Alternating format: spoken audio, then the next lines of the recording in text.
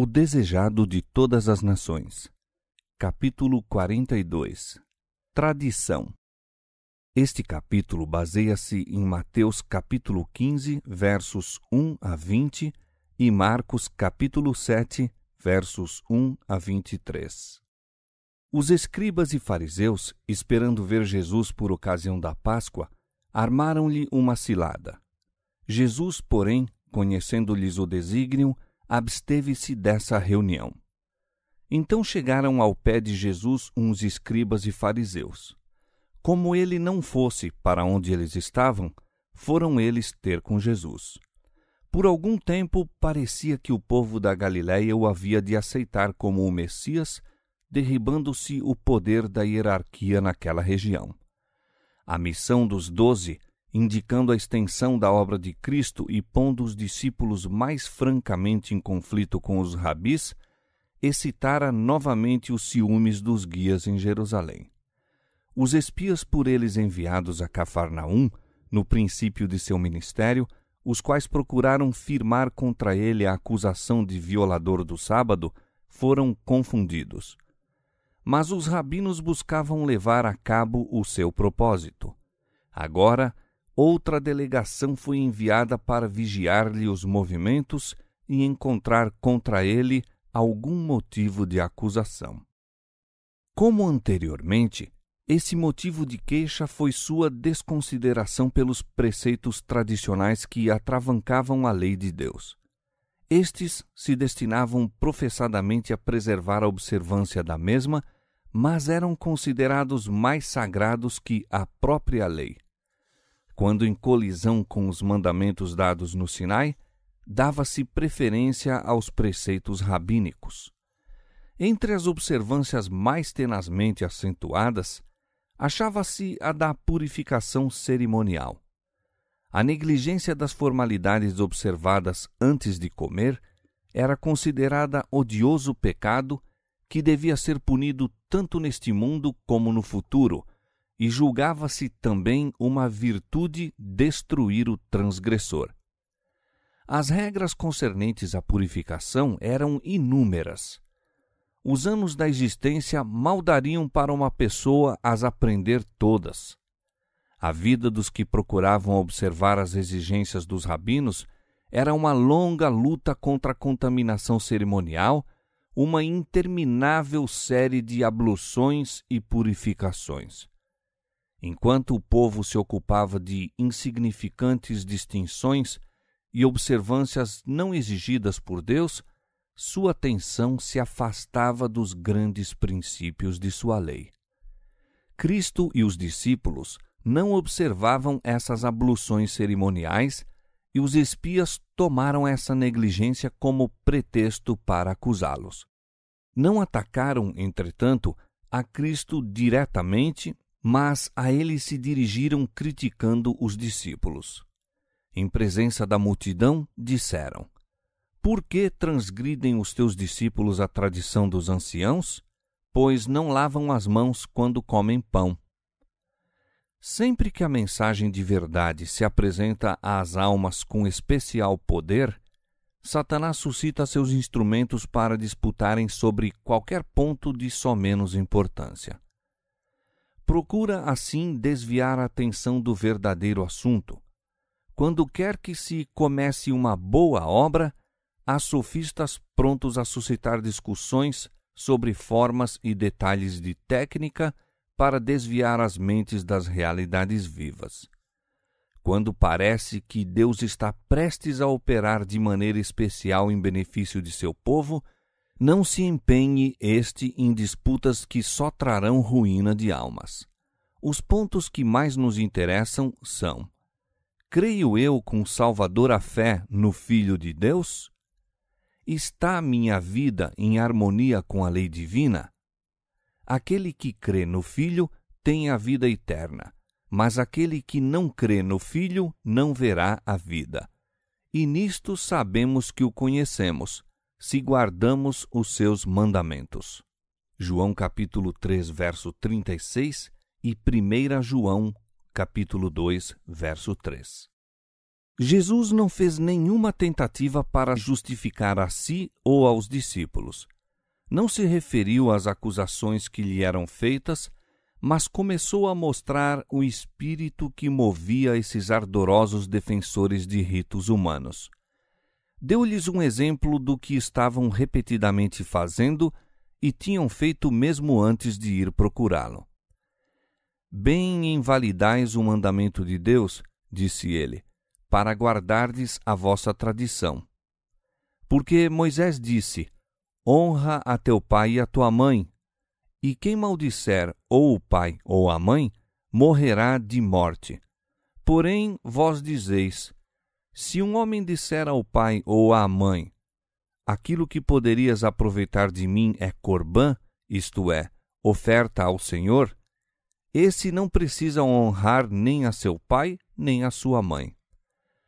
Punham de parte o 5º mandamento, como não sendo de nenhuma importância, mas eram por demais exatos em executar a tradição dos anciãos.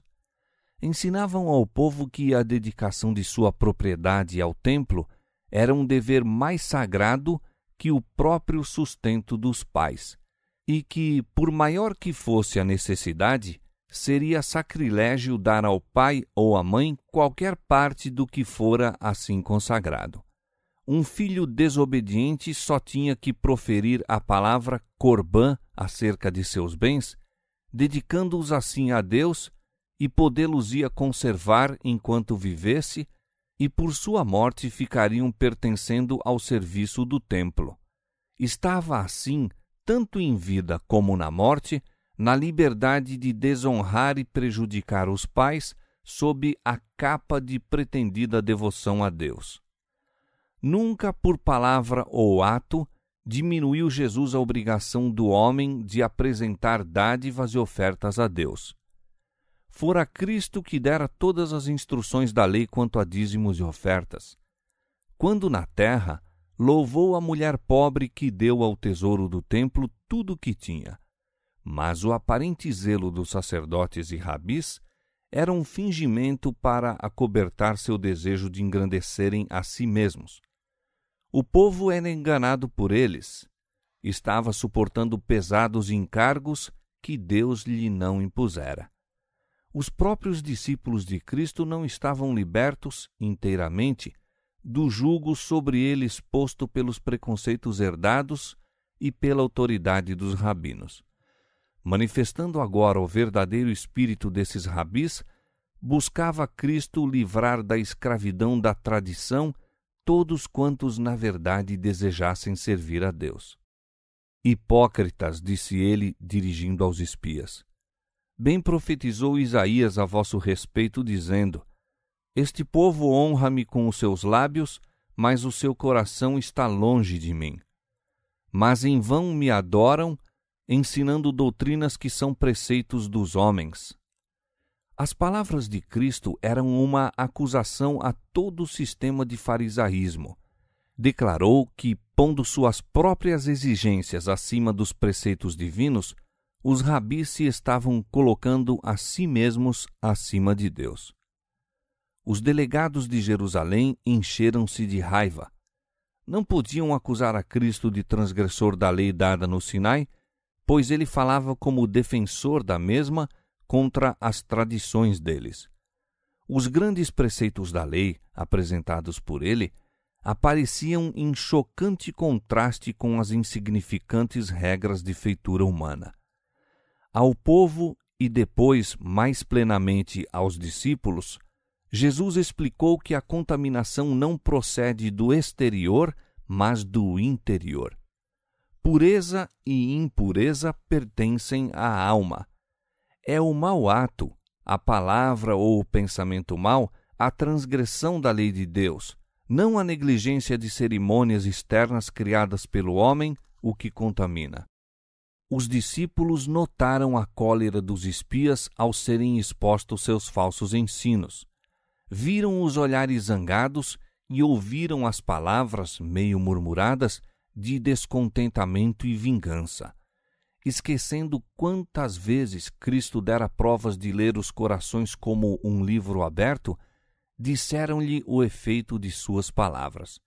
Esperando que ele apaziguasse os enraivecidos magistrados, observaram a Jesus. Sabes que os fariseus, ouvindo essas palavras, se escandalizaram? Respondeu ele: Toda planta que meu Pai Celestial não plantou será arrancada. Os costumes e tradições tão altamente considerados pelos rabis eram deste mundo, não do céu. Por maior que fosse sua autoridade para com o povo, não podiam resistir à prova da parte de Deus.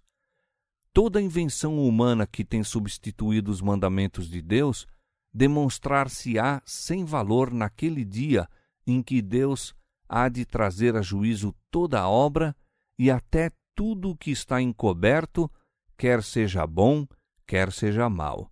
Eclesiastes 12:14. Não cessou ainda a substituição dos preceitos de Deus pelos dos homens. Mesmo entre os crentes acham-se instituições e costumes que não têm melhor fundamento que as tradições dos pais. Essas instituições, baseadas em autoridade meramente humana, têm suplantado as de indicação divina. Os homens se apegam às suas tradições e reverenciam seus costumes, nutrindo ódio contra os que lhes procuram mostrar que estão em erro. Nesta época, quando somos mandados chamar a atenção para os mandamentos de Deus e a fé de Jesus, vemos a mesma inimizade que se manifestava nos dias de Cristo.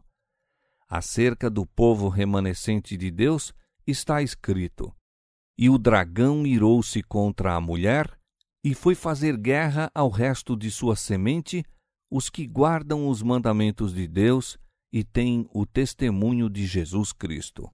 Apocalipse capítulo 12, verso 17. Mas toda a planta que meu Pai Celestial não plantou será arrancada. Em lugar da autoridade dos chamados pais da Igreja, Deus nos pede aceitar a palavra do Pai Eterno, o Senhor do céu e da terra. Aí somente se encontra a verdade sem mistura de erro. Davi disse: Tenho mais entendimento do que todos os meus mestres, porque medito nos teus testemunhos. Sou mais prudente do que os velhos, porque guardo os teus preceitos. Salmo 119, versos 99 e 100. Que todos os que aceitam a autoridade humana, os costumes da Igreja ou as tradições dos pais, atendam à advertência envolvida nas palavras de Cristo: Em vão me adoram, ensinando doutrinas que são preceitos dos homens.